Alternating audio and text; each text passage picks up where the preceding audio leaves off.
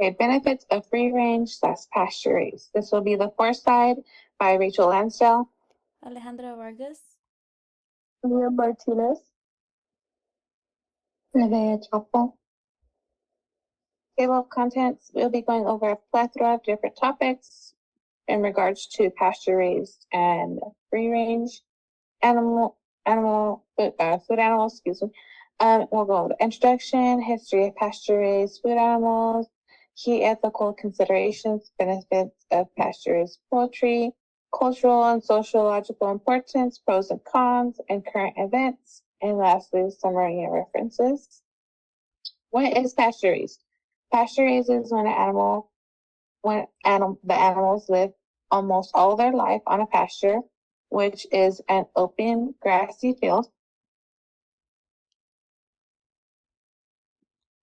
Open grassy fields are beneficial for animals because they're able to naturally graze and forage. Pasture raised promotes natural behaviors like roaming, foraging, rooting, scratching, pecking, and dust bathing. The animals also feel less stressed because they have an open environment where the animals are not crammed in an enclosed small space relative to the amount of animals.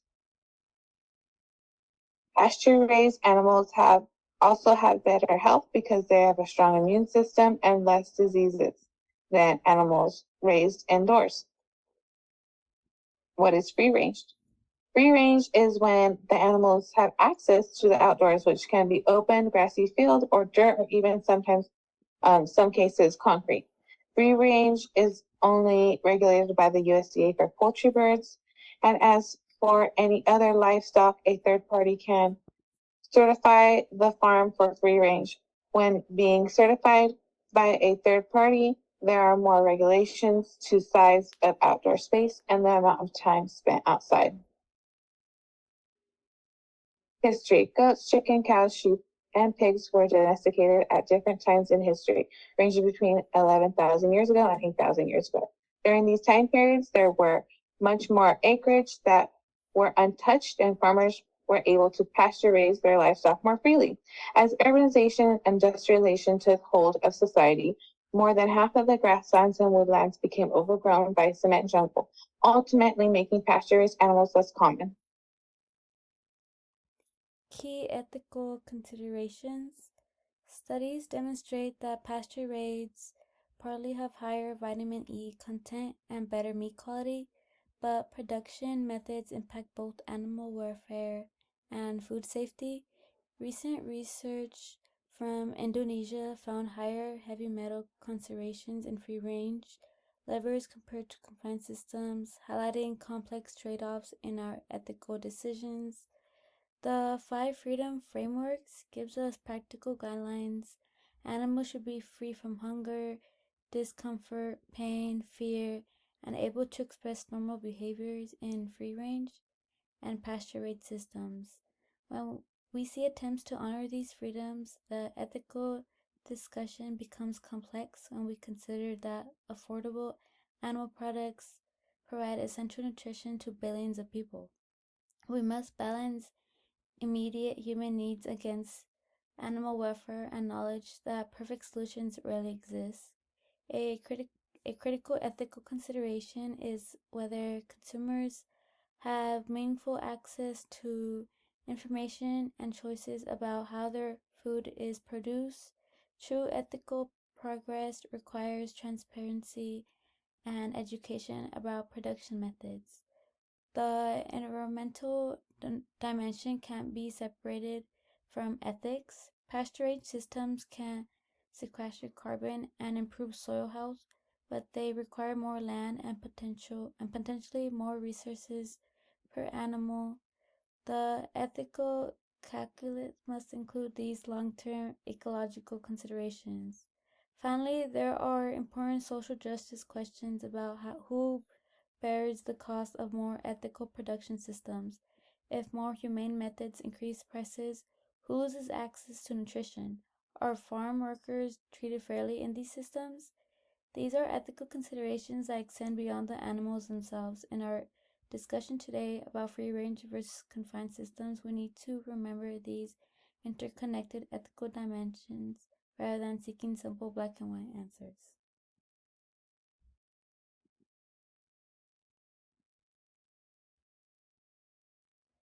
Benefits of raised. So research shows that free range systems allows to express natural behaviors while providing nutritional benefits. The Anglo-America study found pasture-raised cocklers have higher vitamin E content, 4.52 to 4.64 kilograms versus 3.44 kilograms in confined birds, and better oxidative stability in meat. Pasture intake positively influenced meat quality through increased antioxidants and omega-3 fatty acids. It's important to emphasize that free range encompasses many different production models with varying standards. The best systems combine the welfare benefits of outdoor access with careful environmental management to minimize risks like those identified in the Indonesian study on heavy metal contamination. When properly implemented, these systems represent a promising balance between animal welfare, environmental stewardship, and human nutrition.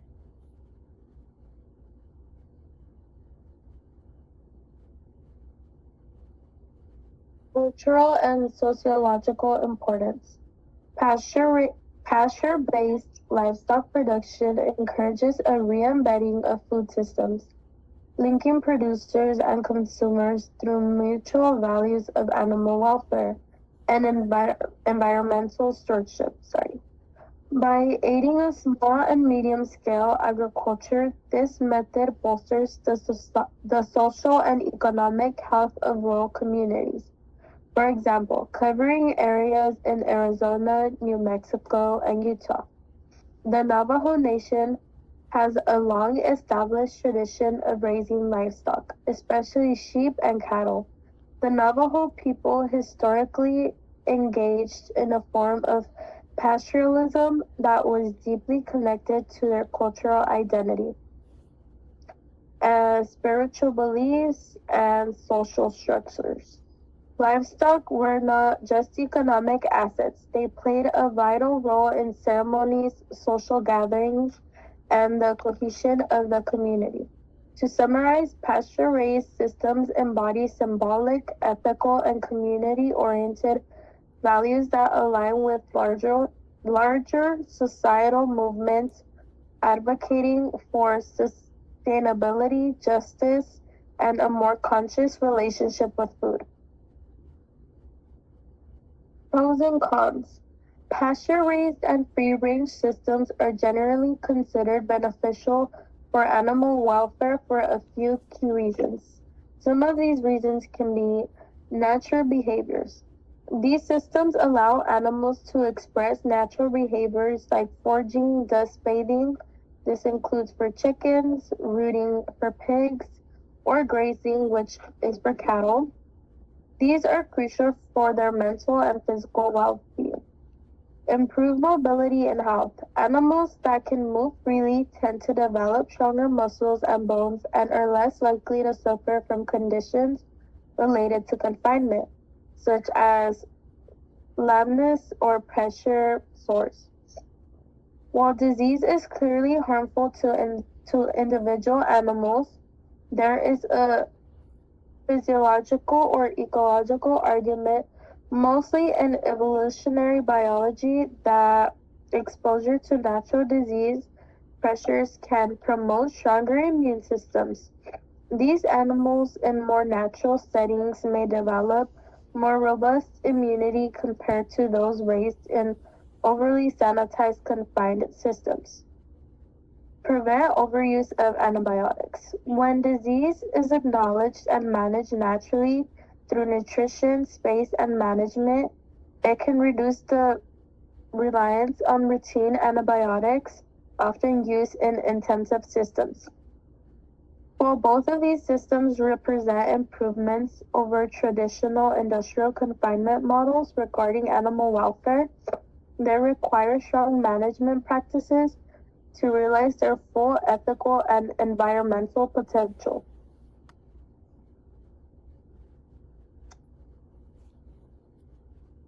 Current events related to the benefits of free range. A big benefit of free range farming is that more people are choosing it because of new animal welfare. Proposition 12 in California bans the sale of eggs and meat that comes from animals in small cages. Because of free range farms that give animals more space, that makes it more popular. Business places are buying from these farms so that they can follow the law and not get into trouble. These also help support the farms that treat animals well. Another benefit is the farming style, which helps improve the soil health, which even helps fight climate change that is stored in carbon in the ground. If you watch the documentary Common Ground, it shows how free-range animals play a big role in that process. Free-range animals naturally fertilize the land that helps the soil stay healthy.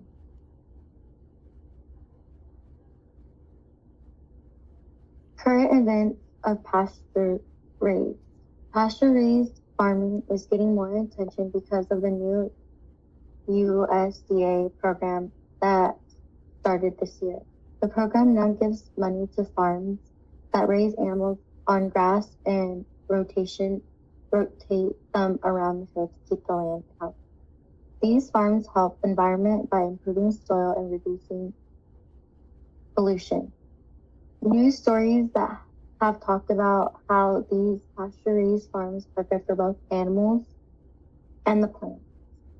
It shows that small farms are getting support for doing the right thing. Also, last year, USDA added to their guidelines that labeling poultry as pasture-raised, which is a major step for consumers who want to know where their food comes from. It also helps to make things more open and honest, which gives the farmer more credit.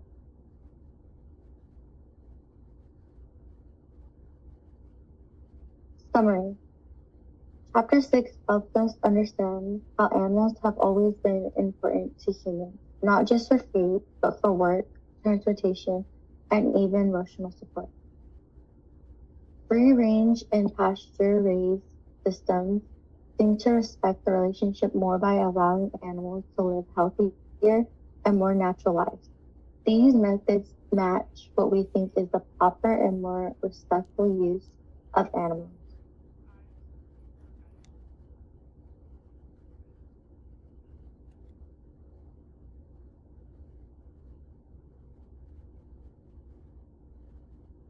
Thank you for listening to our informational video on pasture-raised and free-range animals.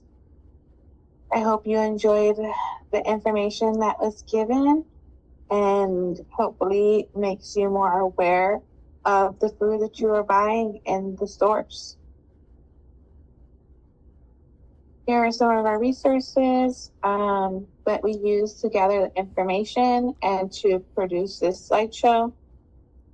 Some of the photos we used, here are the credits as well. We also use USDA launches climate smart funding for pasture-raised livestock farms. California's Proposition 12 animal confinement law takes effect. We also use history of livestock prevention at University of California Agriculture and Natural Resources. We also reviewed free range and pasture raised officially defined by HFAC for Certified Humane Label. We also used history of animal science industry, and we also used a revisiting of hen welfare and egg safety consequences of mandatory outdoors. And we also went over traditional free-ranging livestock farming as management strategy for biological and cultural landscape diversity, a case from the Southern Apennines. Thank you very much, and I hope you enjoyed it. If you have any questions, comments, concerns,